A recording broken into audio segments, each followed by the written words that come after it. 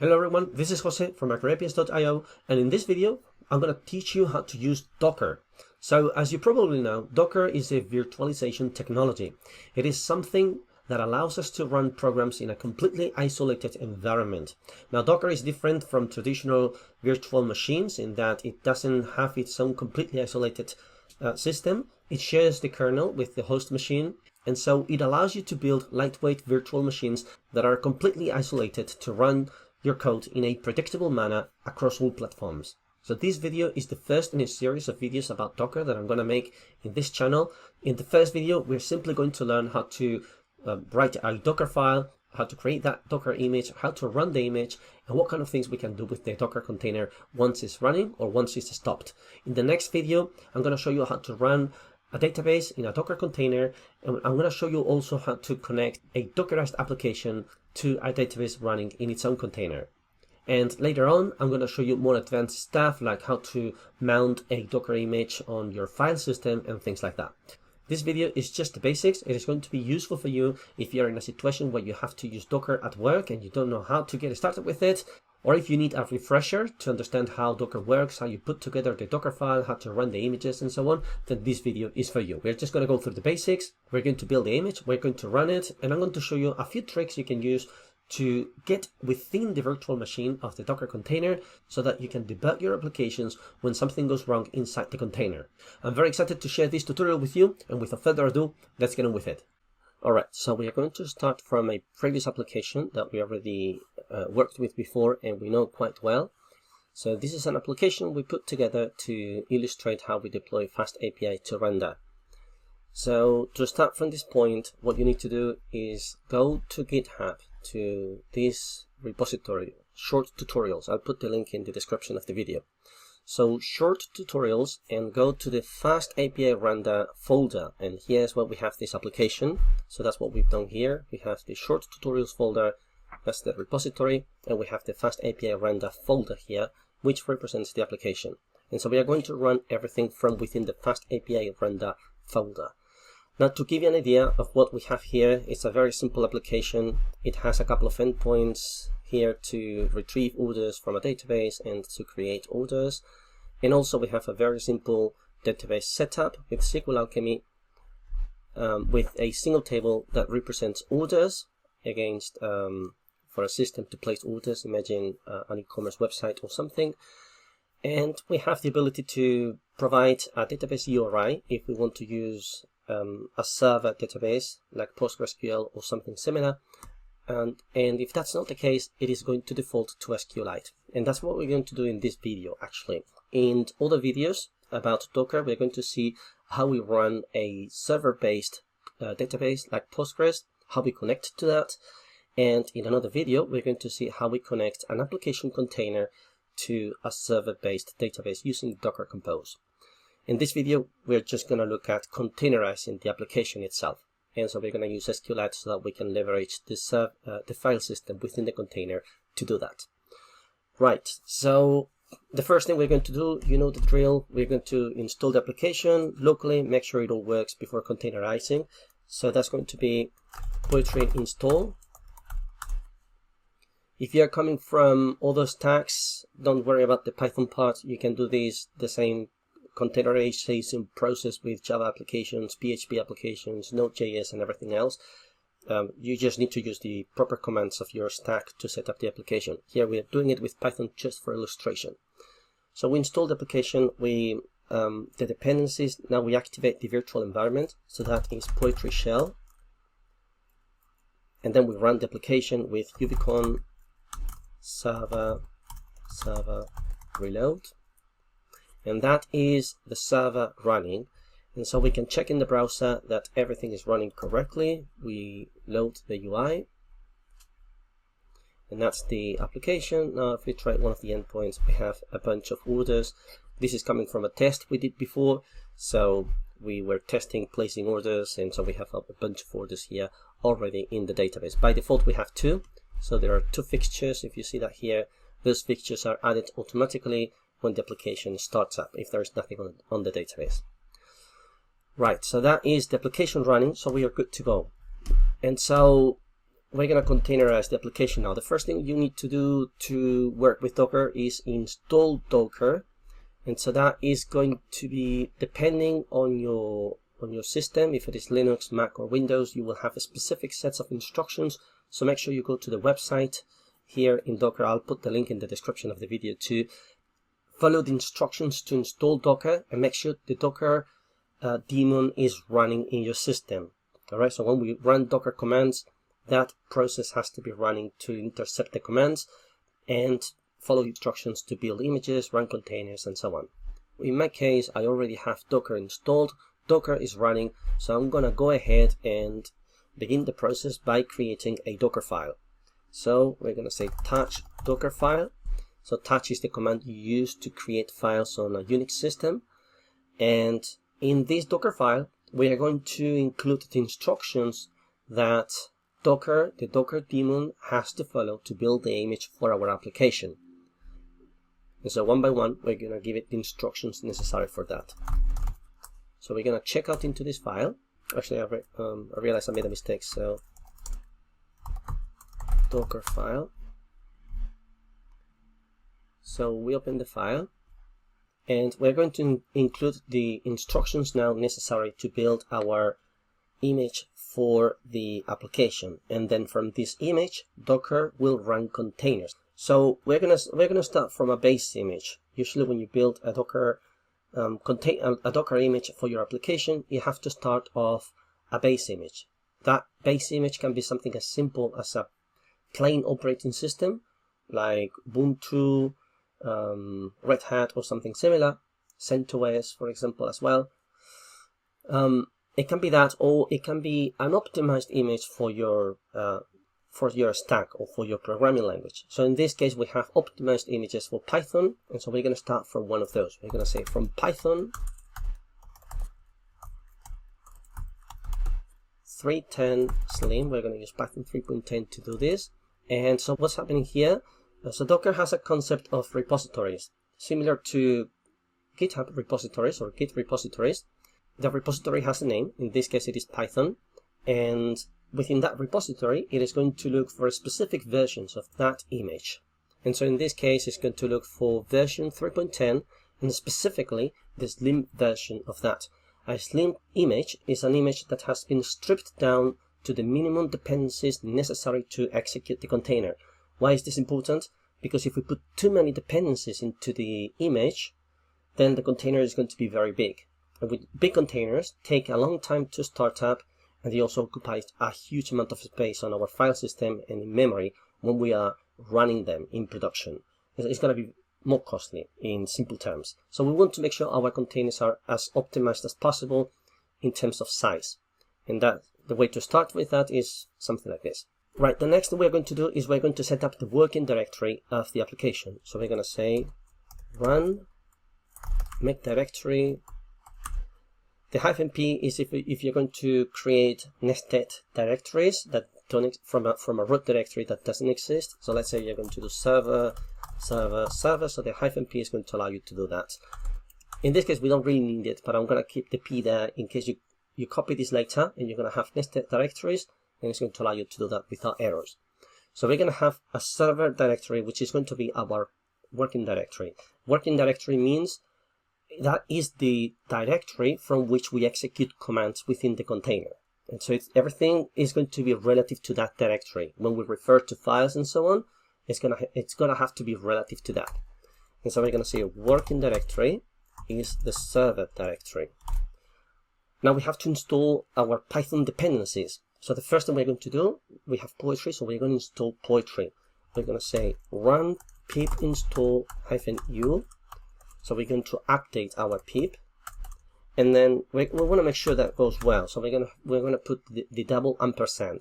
Double ampersand, what it's going to do is if the first command fails, it's not going to continue. It's going to stop there, right? So if we put just 1 ampersand, the previous command may fail, and then something very weird happens if the next command doesn't work because of that. Right, so we put the double ampersand and pip install Poetry. And now we're going to copy our Poetry files into the image, and we're going to install the dependencies from them. The first thing we want to do actually is we want to configure Poetry to not create a virtual environment. We are already within a containerized and isolated environment, so we don't need another virtual environment within that. And in fact, it doesn't really work very well to run virtual environments in Docker containers. You can do it, but it's not easy. So we're going to say run poetry config virtual envs create false. Okay, so we're going to say don't create a virtual environment when you install the dependencies. We are already in an isolated environment. And the next thing we're going to do is copy the PyProject toml file and the poetry log file into and the readme file, just in case poetry complains about that, the readme file. We're going to copy all of that into our server directory because we're going to run the commands from the server directory. So we want to make sure everything is within that directory. We put a slash here at the end of the directory. That means put all of these files within this directory. If we don't do that, it might just copy the file as a file named server, which doesn't make a lot of sense and it's going to be very confusing. So make sure you have those slashes at the end to make sure things are copied into the right place. And then we say run poetry check. So this is going to make sure that the log file is up to date with PyProject, and if it is not, it's going to stop there. And this is going to be so important for production, you know, to make sure the dependencies are all in the right place. And then run poetry install. That is going to install the dependencies that we need to run the application. And finally, we are going to copy our application files. In this case, we only have one, so that is server within server. If we had a full directory, you know, we can copy that full directory within the image. We can copy any other files that we need. In this case, it's just one. And then we're going to do something very important also. This is a web server, so we have to make sure that the process that is running within the container is accessible externally. Remember, a container represents something similar to a virtual machine, so it's its own environment within our machine. So we have to be able to access processes that are running within that container. And to do that, we're going to say expose 8000. So FastAPI runs on port 8000. So we're going to say whatever runs on the port 8000, expose it, make it accessible from outside the container. And that's going to allow the host machine, which is our laptop or computer, to access that process on that port. And then we're going to specify the command necessary to run the application. So that is command. And then we have to specify every part of the command as a different string within this list. So it goes like this: ubicon server server, and then we have to specify the host in this case. All right, we're not going to listen to the local IP anymore because the local host is going to resolve to something within the container. We're not going to be within the container, so we have to listen to all IPs in this case. All right, so that's all we need in this case. It's very simple application setup here. If you have something more complicated, especially in something like data science, machine learning projects, where you have a lot of compiled libraries, in many of those cases, you will have to install libraries that allow you to compile the code. C compilers, C++ compilers, and Rust compilers, and so on and so forth. In this case, we don't need any of that. If you're interested in a tutorial that shows you how to do those things, let me know, and I'll create a video for that. For now, we're just going to go ahead with this, and we're going to create our image. So we're going to say Docker build. We're going to give it a tag. So we need a way to identify the image, and so we're going to name it orders, and then we're going to give it a version. So that's going to be version number 1. And then you have to tell the Docker daemon where is the context that you're going to use for installation. So you see the Dockerfile. So you're telling the Dockerfile to copy files from somewhere into the image. That somewhere needs a context, and in this case it's going to be relative to the working directory from within which we are running the Docker build command. So basically the root directory of our application, but we have to tell Docker that. The dot here represents the current directory. It's telling Docker, look at this directory to find all the files that I'm going to tell you about. So we execute that, and that build the image. I already built this image before because I was testing the project before recording the tutorial, so the build was very fast. If you're running this for the first time, it's going to run through the whole installation process. It's going to take just a few more seconds. Right, so the image is ready. Now we can run the container. To give you an idea of what the image looks like, we can say docker image list. We're going to pipe it with a less command so that we can look at the top results first. And of course, we want to say image. You see this one at the top, orders version 1. That is the image we just built. Here says 6 hours ago because I was testing before, but that is the image that we built just now. So you press Q to quit this page. Let's is paginating the results of the command here. So it's going to output a long list of images if you have a lot of them in your system. In my case, I do. So it's going to paginate them. So we press Q to quit that pagination. And now we can run the container. So the simplest way of doing it is saying docker run with a -it. So I and t are two different parameters. I is going to allow us to interact with the process running in the container, and the T is to allow us to basically, in simple terms, attach a terminal session to the process running in the container.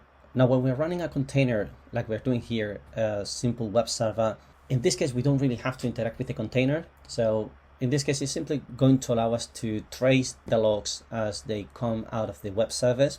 But in other examples I'm going to show you later, these parameters are going to be very useful to allow us to attach a terminal session to the container so that we can run commands within the container. And the next input to the command is the image tag. So here we're going to run an image with the tag as orders version 1.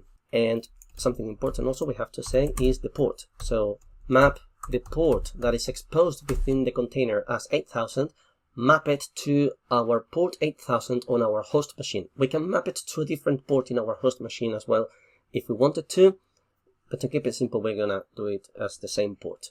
So we do that, and that is going to execute a container based off the image that we just built. And so that's our FastAPI server. You see it's showing the logs here. That is because we set interactively, so it's gonna pipe the logs that are output from the application within the container into our terminal here. And so now we can go to the UI here, to the Swagger UI, and we can hit the endpoint again, and it's going to work just the same because the application is running within the container. So here is the log of the first request we just made. If you notice now we have less results in the database because the database was created from scratch within the container. If we had copied the database file, the SQLite file, we would have the same number of orders, but we don't need that really here. Okay, so that's how we run the container in the simplest way within our local machine. Now we press Ctrl+C to stop the process, and if we do docker ps, there are no processes running now in Docker. Now what we can do also is we can run the process as a daemon in the background. So if we are not necessarily interested in looking at the output of the logs in the terminal, we can run the process in the background. So we can say the same thing we did here, but we're going to add this flag here, -d. It's going to say run the process as a daemon in the background. So we do that, and the daemon runs with the process in the background, and this is the identifier of the container. So if we do docker ps, now we have one container running here, and this is the identifier that was produced here. Now we can do interesting things with running containers also. We can say the process is going to run the same here. So if we hit execute here, it's just going to work just the same.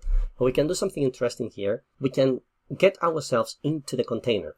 The container is a virtual environment of its own, like a virtual machine. So we can go inside that virtual environment and see what's going on inside. So we can say docker exec or execute interactive, and the tag in this case is going to be the identifier of the container, and run a bash session within that container.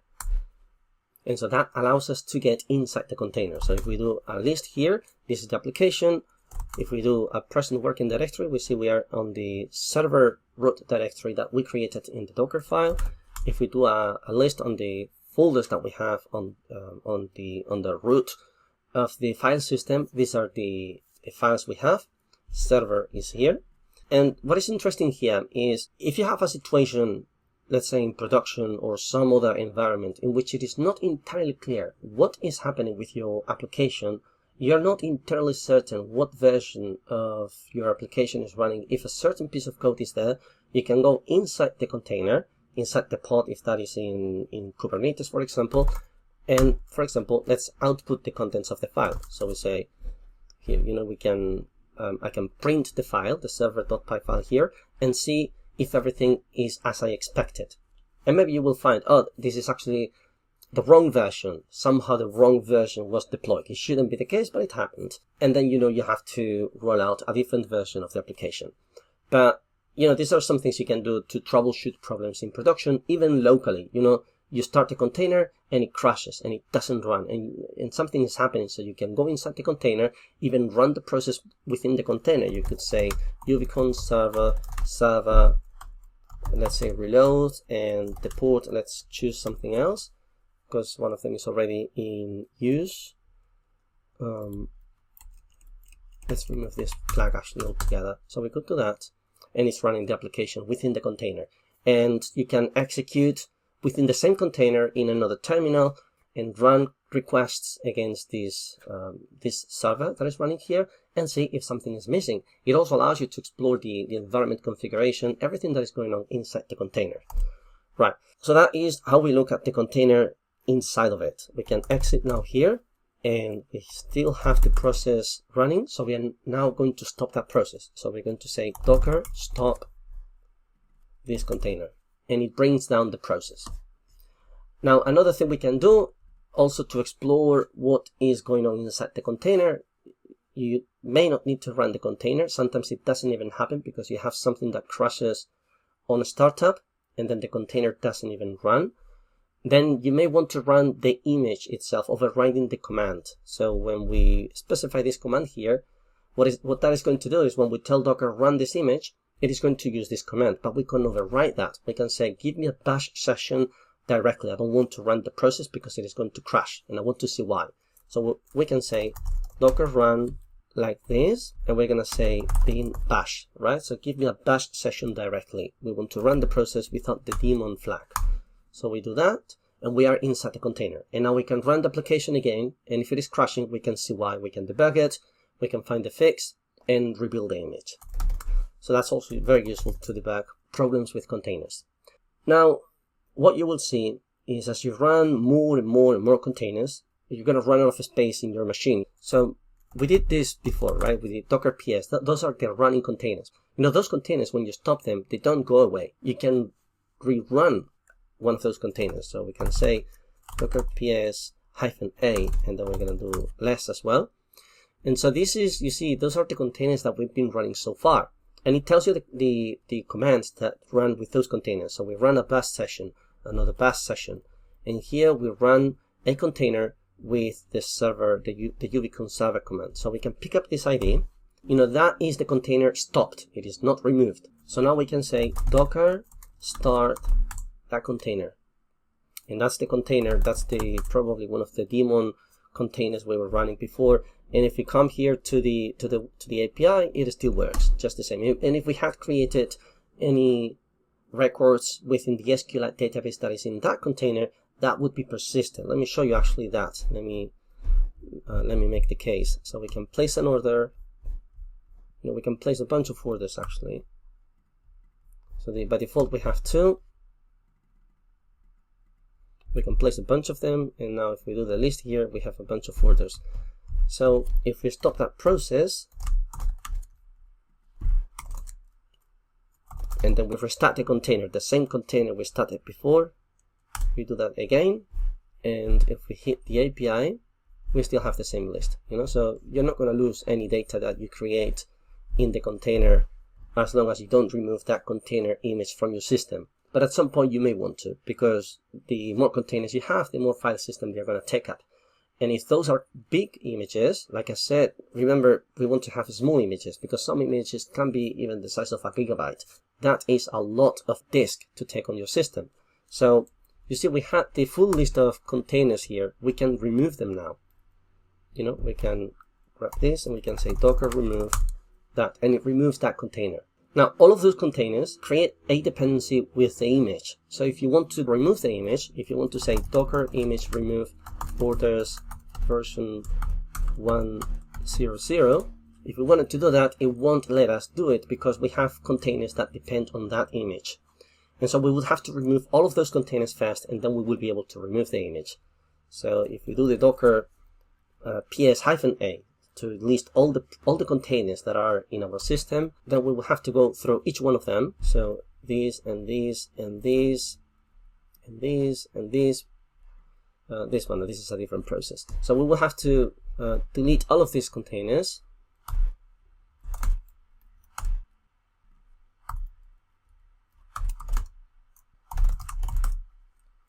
We have a running container also, so we have to stop it.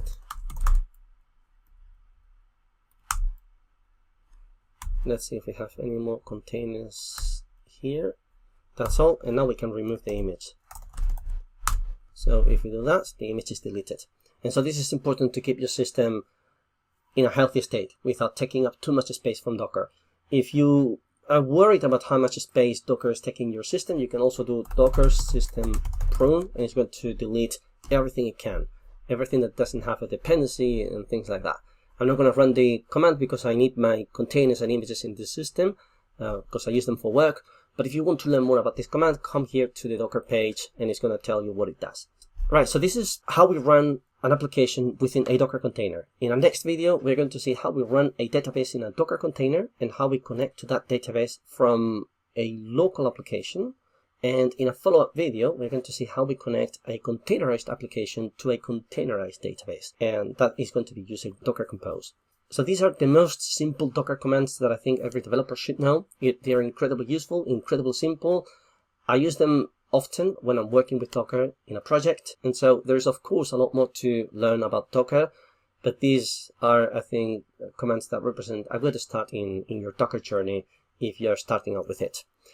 That's everything for now. If you have any questions about this video or about Docker in general, drop your questions in the comments and I'll do my best to help you out. Thank you for listening. I'll see you next. Alright, so that was everything. If you like this video, please like, subscribe to the channel, make a comment. If you're interested in learning about other topics related to FastAPI, Python, or APIs or web development, please leave your suggestions in the comments. Share this video with anyone who might benefit from it, your colleagues, your friends or family. And if you want to learn more about API and web development in general, or working with Python or API security, check out my website, learn.microapis.io. I'm currently working on a whole series of courses about API and web development. I'm going to be uploading them very soon. And so if you want to learn more about these topics, check out the page. And if you have suggestions or you wish me to create courses on specific topics, leave your suggestions in the comments and I'll see what I can do. Thank you so much and see you soon. Hello, hello, hello, hello, hello, hello, hello, hello.